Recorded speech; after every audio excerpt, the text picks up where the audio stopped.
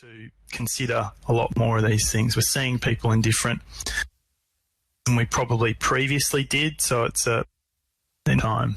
So I'm going to throw over to John to talk a little bit about content. Certainly as content consultants, they have tools that they use to help you to get from paper to face-to-face content. He's going to sort of talk to you about the development process, what some of the changes he sees, some of the stories, some of the input that he's kind of come across from different clients. I'm just going to make you presenter, John. Thanks, Justin. No problem. Thanks, John. Hi, everyone. I'll get straight into it. I just really wanted to talk about some of the things that you can do to prepare yourselves for your transition to online. Now, that may be a full transition, or you may be looking at some content that you want to transition to online because you've got a particular requirement to get some content delivered online. I just want to give a little example of something that actually popped up with us recently, where we had someone call us and they were looking at putting just a PDF online because they couldn't run the face-to-face training and they just wanted to make it interactive. And that was pretty much the brief we had. So in order to sort of really find out what they wanted, I went through a whole series of questions to really try and dig deep as to what were they really after, what was the brief. And just by asking these questions, it allowed ourselves and also the person who rang up to really take a step back and think, okay, what are we really trying to achieve? Okay, if it is a short-term fix, then we need to approach it as such and not get our expectations mixed up with what we might expect if it was more a long-term plan to provide more online learning content in the shape of learning. So there can be a little bit of a temptation to look at, okay, we just got to get this online.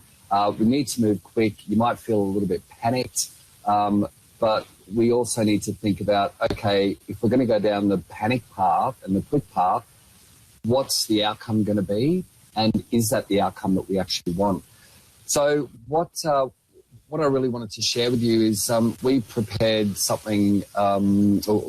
We've had this checklist for a while, and we sort of send this out to people who want to engage us, and we give them the checklist, and it gives people an idea on what is it they're really trying to achieve. Now, of course, some of the things that, and I'll actually just pop this in the chat as well, so you've got the link there. Ultimately, you've got to think about what business problems are you trying to fix, who is your audience, also how is success being measured, and where will the proposed solution reside. So that's just a little bit of a summary of this particular checklist, but I'm not going to read verbatim the checklist because you can access it and you can download it and use this as a little bit of a starting point for your own journey. But a couple of things that I did want to actually point out is that there's a bit of a traditional feel around the place that e-learning is an e-learning module that gets developed in an authoring tool and then gets put up on an LMS. Might have some information, some videos, and then an assessment at the end. We may really need to sort of rethink that rethink that whole idea of what e-learning is or what online learning is. And there's a couple of different ways that you might go about sort of structuring your content to put it up online. You may even think about sort of creating videos yourself, even using your phone, to get some content up there quickly, and then you might be able to start a bit more of a long-term plan or a long-term strategy about, okay, what's this going to look like maybe at the next iteration, or how many iterations we're going to have before we feel like that this content is as good as it can be. A couple of other things we obviously need to think about is sort of the devices. So we really really need to consider our audience with this. Now, if you're letting the solution or letting your available tools that you have, or if you're letting your available assets dictate the solution, then you're actually starting at the wrong end. We always have to put the learner and our audience first and front and foremost. They're the people that are going to be digesting this content, and we need to obviously consider their technical requirements and their technical limitations that they may have. So even though we might think a high-res video with lots of bells and whistles and things like that is going to work, and it works perfectly on our machine because we've got a really fast laptop and we're connected to the NBN, for example, because our audience are all over the place now, given the current climate, we aren't really sure what their technical limitations might be. So we really need to give that thought, and we don't want to make the experience bad for people because we haven't considered the needs of them and their technical limitations. So you've got things like internet connection speed. This is basically a checklist, as I said, that you can start to fill out to answer some questions that are going to be asked if you do end up engaging a vendor. And if you can get as many questions as possible answered, to get you really thinking about what it is you're trying to achieve, what are your ultimate objectives, what are your audience requirements, what assets do we have already that we can contribute to the process, and that will really help to sort of speed things up when it comes to actually engaging with the vendor and then getting the vendor to assist you in getting your solution up online. So look, I won't talk to this too much. It is pretty straightforward. This is a checklist that we use anyway outside of the current climate that we use. So you might find this this beneficial in the current climate, and if you're looking at starting to move a lot more of your content online. And the thing that we also need to remember is we don't necessarily need to put everything on a learning management system. So once again, think of your end audience, think about the ultimate objective that you're trying to achieve, and then sort of work backwards and let those questions and answers dictate what the content's going to look like. Now, of course, you don't have to get it right straight away. We talked before, Justin and I, as we were testing this out, and there was a conversation around, okay, you might have a first iteration just to get things up and running and get the process flowing and get people started on that learning journey, but then also be clear that, okay, this is a first iteration and this content will be evolving as we continue to flesh it out and build it and start to get feedback from people. We might get feedback saying, okay, these videos are too long, or there's too much reading, or we don't want to read through a 20-page PDF. We'd much rather have someone do a video in front of us. There's all sorts of things that can be answered and asked before you sort of take the next step. How does that sound? Does anyone have any questions, or did you want me to elaborate on anything with regards to the actual content side of things? Throw it to the group. Anyone questions for John at this point about?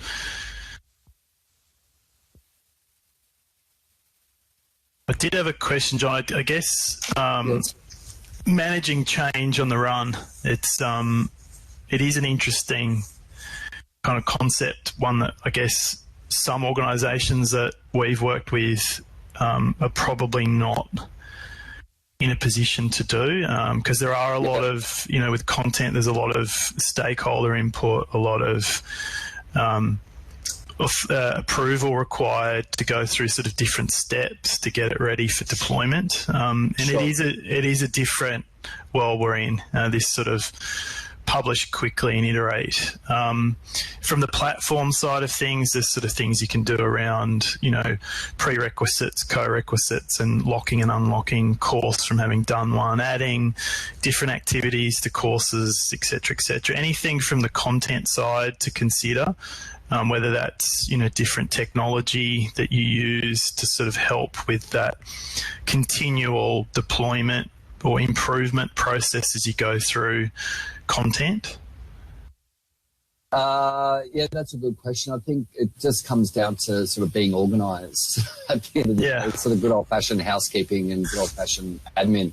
One thing that we do recommend is that as far as the content's concerned, if this content is going to have a long lifespan or a long shelf life, then there needs to be a schedule put in place around just checking on that content. So say every 6 to 12 months, go in there as the owner of that content. So someone needs to own that content.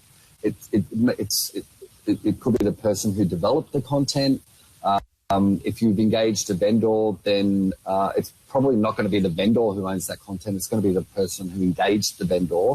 It may be a stakeholder, it may be a sponsor, it may be a manager. Someone needs to take ownership of that content. So 12 months down the track or 2 years down the track, you don't want people going into that content and seeing stuff that's out of date. So just going back to creating a maintenance schedule around, every 6 months we're going to check the content of this. We're not going to rely on our audience to provide feedback, even though they sometimes do, because they just want to get through it. A lot of the content's like click, click, click, answer a couple of questions. Great, I'm glad that's over. We obviously don't want our content to be like that because that's actually not really engaging at all and it's just giving us all a bad name. But if we can ensure that as the owner of the content, we take responsibility to ensure that it's maintained from an accuracy perspective, also design, relevancy, and things like that. So that's probably the first and foremost sort of advice that I can give that applies to everyone, regardless of the technology, regardless of who you've engaged, regardless of your audience. It's just keeping an eye on it and making sure that it's standing the test of time. I guess that moves. There's a question: any tips on evaluation of an online course? And that probably points to relevancy. And does it, stand to the test of time? Yeah, that's a really good question, Dale. I've worked at really large companies. I've worked at small companies. I've been a freelancer. And what I found, especially when I worked at the larger companies and I was sort of the go-to guy for this type of content, I was the e-learning guy at these organizations. So I guess it was my reputation and it was my sort of personal brand or company brand that was attached to all this content. So I really made an effort to sort of engage with as many employees as I could, and being in this role, actually was across the whole organisation. So dealing with compliance, dealing with products department, marketing, dealing with commercial, dealing with all the different departments. So you do get to meet a lot of people, and you do get to know a lot of people. So you should be able to have these frank discussions and conversations and say, look, we've just released this money laundering module, or we've just released this privacy module or compliance module or product module about product XYZ. How is it? Can you give me some really constructive feedback? Because we're always looking at making sure that we're providing the best possible experience. So you can go back to these old-fashioned ways of getting feedback. These sort of happy sheets that they're called, yeah, they're fine. And yeah, great. But I think people get a little bit lazy in this whole digital e-space where they think, okay, the technology is going to take care of it, but there's a person behind that content. And in a lot of cases, it's me. So I want to go out and meet the people and keep that human element alive and just open myself up to feedback and to constructive criticism And then people are going to feel a lot more comfortable in saying, yeah, actually, you know what, I found the first half of that was really boring and I didn't like all the text on the screen. I think you can do this. And it's like, great, thanks for that. And then they feel that they've got an invested interest in evolving that content, and they become, and all your employees and all the people in the organisation become invested, and they become part owners and stakeholders of that content. So everybody becomes, everybody inputs towards how that content's made. Does I that guess help answer the question, Dale? And also, I guess, also from a learning perspective as well, are people learning from the content? Well, once again, get on the phone, ring people up. How are people learning from that? What did you learn from it? What didn't you learn? I mean, it's good to sort of reach out in the good old-fashioned human way, I think. And it's interesting that you've talked about the the anecdotal, I guess, the direct kind of feedback from people face to face, which is probably getting back to an old school way. I mean, we kind of get very hung up on technology and results and data analytics and different ways of cutting data and experiential data and getting the data and survey tools and polls and stuff that adds to the technology to get that, I guess, cumulative and large scale feedback. But often it is forgotten that it is nice to sort of go, hey, I've got this, I'm going in this direction. Can you, at a particular time in the design process, can you give me some feedback? Will this work? Yeah, absolutely. You're the subject matter expert. You understand this audience. I have some idea of it, but I am also an internal resource as the instructional designer. So can you give me some, input here? Yep. And I guess, do you see that as happening all the way through the process as well as at the end, and then continue, perhaps 3 months post-deployment evaluation? Is that how you would run things?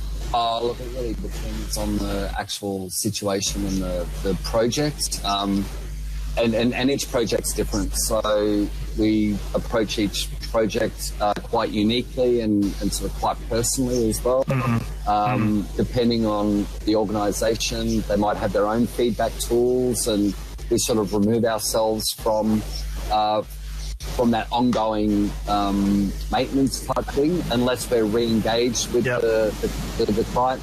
But personally, I do touch base with people directly just via email every now and then that I might have worked with 12 months ago or 18 months ago. It's like, hey, how you doing? Just touching base. How's everything going? And it's just that sort of direct personal touch that I think really helps. And you've got all the data and you've got all the happy sheets and the surveys and stuff like that. So that's not rocket science. That's sort of pretty much, you can do that anyway. And there's plenty of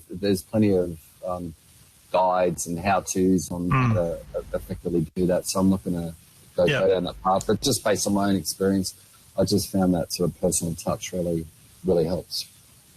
All right, we're going to move over into platform. We've talked about content. We've talked about having this piece of learning content that you want to get out to cohorts, audiences, groups, people, the world. I'm going to cross over to Meg as LMS consultant with Catalyst to sort of go through a few things to consider when you do have the content ready and you're about to push it out to people.